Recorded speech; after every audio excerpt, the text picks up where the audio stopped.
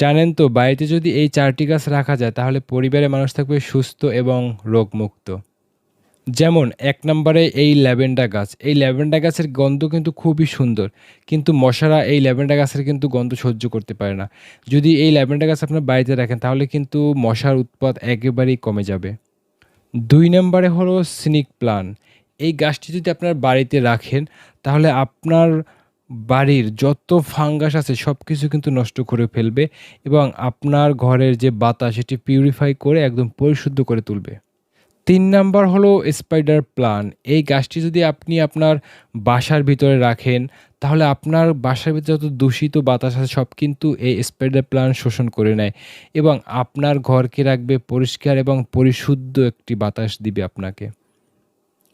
আর ৪ নাম্বারে হলো অ্যালোভেরা গাছ। এটা সম্পর্কে আপনারা সবাই কম বেশি জানেন। তো এই অ্যালোভেরা গাছের গুণাবলীর কিন্তু শেষ নেই।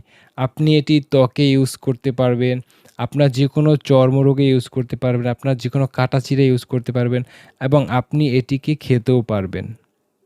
তো আমরা যদি সবাই এই ৪টি গাছ বাড়িতে রাখি তাহলে কিন্তু আমাদের পরিবেশ দূষণ থেকে, মশা থেকে এবং আমাদের রোগ মুক্তি থেকেও কিন্তু অনেক কিছু সেফ থাকতে পারবো।